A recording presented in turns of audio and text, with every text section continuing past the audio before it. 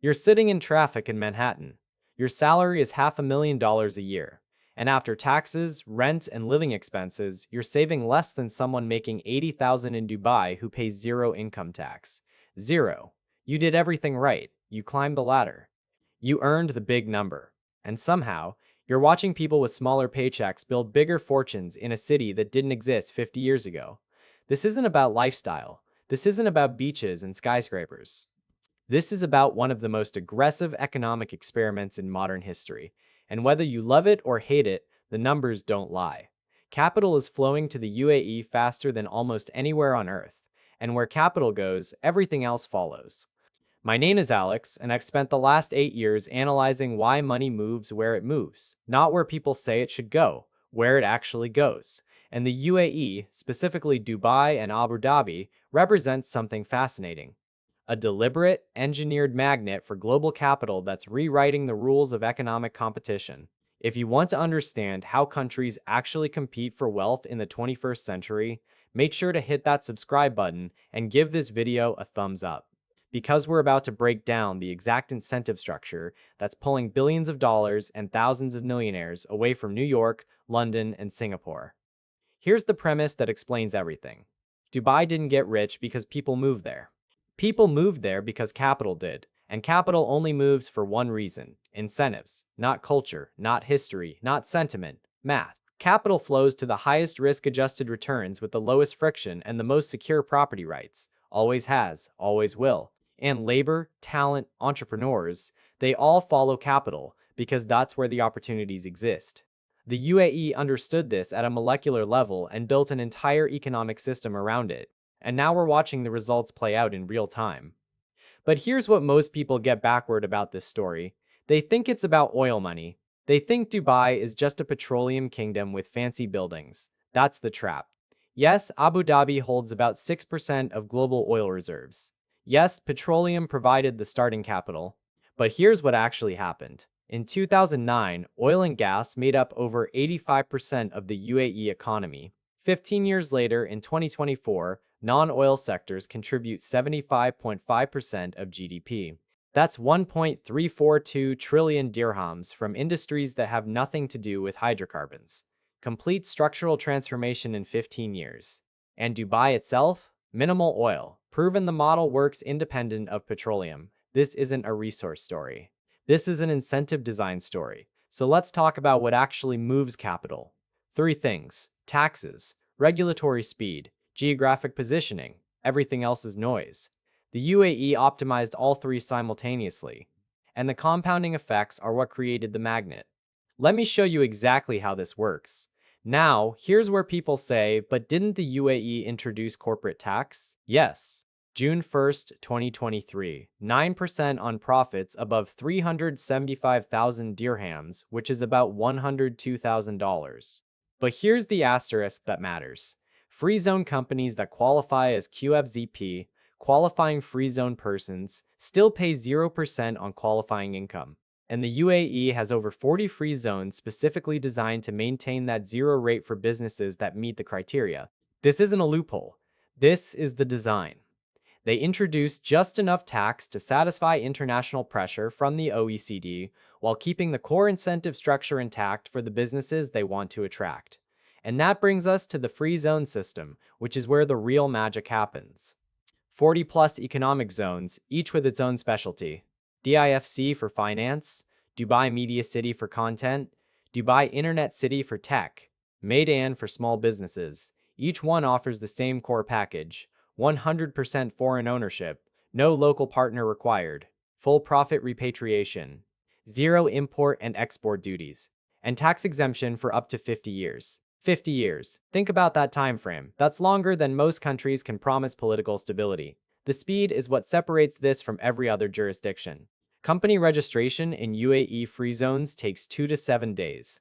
Meydan Free Zone offers 60-minute digital setup, 60 minutes. From application to license. Compare that to Singapore, 4 to 6 weeks. UK, 8 to 12 weeks. And those are the fast jurisdictions. Try setting up a business in France or Italy, and you're looking at months of bureaucracy. Speed is friction. Friction is cost. The UAE eliminated friction. And then came the 2025 reforms that made this even more powerful. Resolution 11 of 2025 now allows free zone companies to open mainland branches while keeping their free zone benefits. You used to have to choose free zone tax benefits or mainland market access. Now you get both. A free zone company with QFZP status can establish a mainland branch, operate throughout the UAE, and still pay 0% on qualifying income.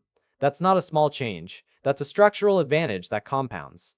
So, what happens when you create this incentive structure? Foreign direct investment goes vertical.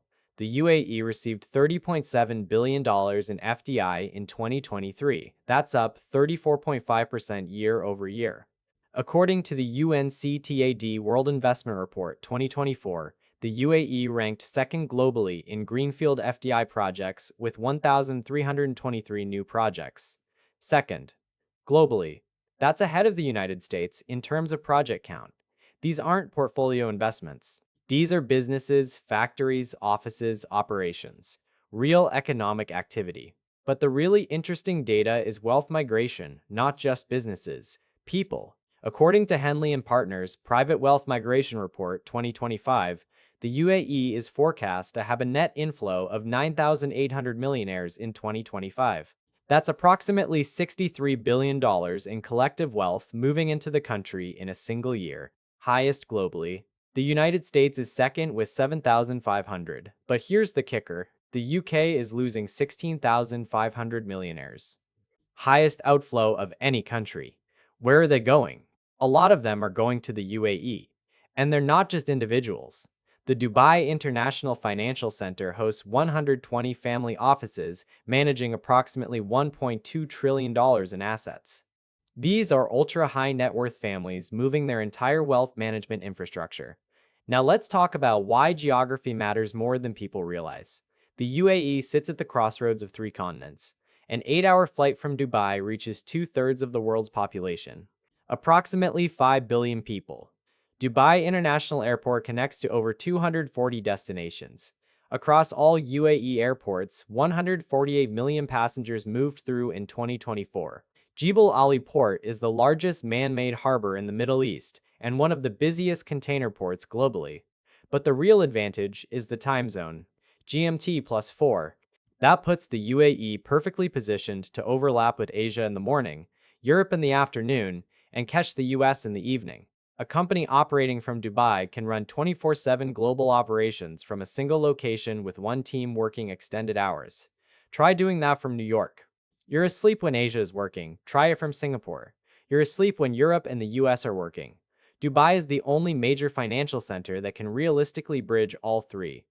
What I'm about to show you next is the thing that separates this from every other tax haven story you've heard. Because tax havens exist everywhere. Caribbean islands, Luxembourg, Monaco. But most of them stay small. They attract capital, but they don't create economies. The UAE did something different. They used the capital inflows to build infrastructure that made the incentives self-sustaining. And that's when the flywheel started spinning. Here's how the flywheel works. Low taxes attract capital. Capital attracts talent, because talent goes where the opportunities are. Talent creates businesses. Businesses generate revenue. Even at low tax rates, volume matters. 9% of $1 trillion is more than 45% of $100 billion. That revenue funds infrastructure. World-class airports, ports, roads, digital infrastructure, regulatory systems. That infrastructure attracts more capital. The cycle repeats, and each rotation makes the system stronger. We're halfway through, and honestly, the best part is how this plays out in sectors nobody expected. Because when the UAE started this, everyone assumed it would stay oil dependent. But look at what actually grew: finance. The DIFC became one of the world's leading financial centers. Tech. Dubai Internet City houses Microsoft, Google, Meta, Amazon, media and entertainment. Massive production infrastructure. Logistics. Jebel Ali handles trade routes between Asia, Europe, and Africa. Real estate. Construction. Tourism. Retail. Healthcare. Education. All of these sectors grew because the capital was there to fund them and the talent was there to build them. The UAE Ministry of Economy data for 2024 and 2025 shows the non-oil sector contribution at 75.5% of GDP. That's not happening by accident. That's diversification at scale, and it's accelerating. According to the Federal Competitiveness and Statistics Center, the UAE economy grew 5.9% in 2023. That's faster than the US, faster than the EU, faster than most developed economies. But let's address the psychology underneath all of this, because this is where it gets interesting. Why does this model work when other countries can't replicate it? Why can't the UK just drop taxes to zero and create free zones? Why doesn't the US copy this system? Two reasons: political structure and time horizon. The UAE has a governance model that allows for long-term planning without election cycles disrupting strategy. They can commit to 50-year tax exemptions and mean it. Western democracies can't. A new government every 4 years means every policy is subject to reversal. Businesses know this. Capital knows this. Certainty is worth more than low taxes if those low taxes might disappear. And then there's the willingness to compete aggressively. The UAE looked at the global economy and said, "We're going to win by offering better terms than everyone else. No apologies, no pretense of fairness, just pure competitive advantage." Most developed countries won't do that because it requires admitting that capital is mobile and will leave if you don't give it reasons to stay. That admission undermines the entire progressive tax model that funds modern welfare states. So the UAE created a system for people who are willing to move. And it turns out, a lot of people are willing to move for $185,000 a year in tax savings, especially when the infrastructure is good, the city is safe, and the business environment is efficient. You're not sacrificing quality of life, you're gaining financial efficiency. Now here's where the model shows its real power: the network effects. When you concentrate wealth and talent in one place, innovation accelerates. Deals happen faster, capital finds opportunities faster. A founder in Diff C can meet investors, lawyers, accountants, and partners all within a few blocks. That proximity matters. Silicon Valley proved it. London proved it. The UAE is proving it in real time. The Dubai FDI Monitor and White and Case FDI reviews for 2025 document this clustering effect. Sectors are building on top of each other. Fintech companies are launching because the financial infrastructure exists. AI startups are opening offices because the tech talent is moving there. Venture capital firms are establishing funds because the deal flow is there. Each addition makes the ecosystem stronger. And this is what most analysts miss when they criticize the UAE as artificial or unsustainable. They're looking at it wrong. Yes, it was engineered. Yes, it was deliberate. But so was Singapore, so was Hong Kong, so was every successful city-state in history. The question isn't whether it's artificial, the question is whether the flywheel is self-sustaining. And at 30 billion plus in annual FDI, 10,000 millionaires migrating annually, and 75% plus non-oil GDP, the answer is yes. But let me tie all of this together, because there's a larger lesson here about how the global economy actually works. For decades, we operated under a model where countries could tax heavily because capital had nowhere to go. Physical infrastructure mattered. Moving was hard. Information was slow. That world is gone. Capital is digital. Talent is mobile. Information is instant. And that means economic competition between countries is now direct and brutal. The UAE understood this before most others. They looked at the same globalized economy everyone else saw and made a different choice. Instead of trying to protect their tax base with capital controls and regulations, they said, "Come here, we'll make it easy, we'll make it profitable, and we'll make it permanent." That bet is paying off. The people moving to Dubai aren't running from responsibility, they're responding to incentives. A doctor making $400,000 in the UK pays 45% tax. In Dubai, zero. An entrepreneur selling a company for $10 million in California pays 13.3% state capital gains plus federal. In Dubai, zero. These aren't small differences. These are life-changing amounts of wealth. Now let me close all the loops we opened. Remember at the start, I said Dubai didn't get rich because people moved there. People moved because capital did? Here's the full picture. Capital moved because incentives were right. Zero personal tax. Minimal corporate tax in free zones. Fast regulatory processes. Strong property rights. Geographic advantages. That brought businesses. Businesses brought jobs. Jobs brought talent. Talent created more businesses. Revenue from volume-funded infrastructure. Infrastructure attracted more capital. The flywheel spins faster every year. The oil wealth myth? Abu Dhabi used petroleum revenue as starting capital, but the diversification to 75.5% non-oil GDP proves the model works without it. Dubai proved it independently with minimal oil. This is about incentive design, not resource extraction. The tax structure isn't a loophole waiting to close, it's the entire point. Zero personal income tax is the law. 9% corporate tax with QFZP exemptions maintains competitiveness. 50-year free zone agreements provide certainty. This isn't tax evasion, this is tax competition. And the UAE is winning. The speed and efficiency isn't marketing, it's operational reality. Maidan offers 60-minute company setup. Resolution 11 of 2025 lets free zone companies access mainland markets while keeping benefits. The Federal Tax Authority publishes clear QFZP guidelines. The system is designed to say yes. And the results? 30.7 billion in FDI in 2023, up 34.5%. 9,800 millionaires migrating in 2025. 120 family offices in DIFC managing 1.2 trillion. 148 million passengers through UAE airports. Second globally in greenfield FDI projects. These aren't projections, these are measurements. Almost there. But before I wrap up, I need to show you how all of this works together as a system. Because the genius isn't any single policy, it's how they stack and compound. Zero personal tax makes the move attractive. Free zones make starting a business easy. QFZP status keeps it tax efficient. Geographic position enables global operations. Infrastructure makes it functional. Legal stability makes it secure. Each element multiplies the others. And the effect is a gravitational pull on global capital that's only getting stronger. Every millionaire who moves tells 10 others. Every business that registers makes the ecosystem richer. Every family office that opens brings deal flow. The UAE isn't competing with countries anymore, it's competing with financial centers. And by those metrics, Dubai and Abu Dhabi are already in the top tier globally. So where does this go? The trajectory is clear. As Western economies raise taxes to fund growing deficits, the incentive to leave increases. As remote work normalizes, geographic flexibility increases.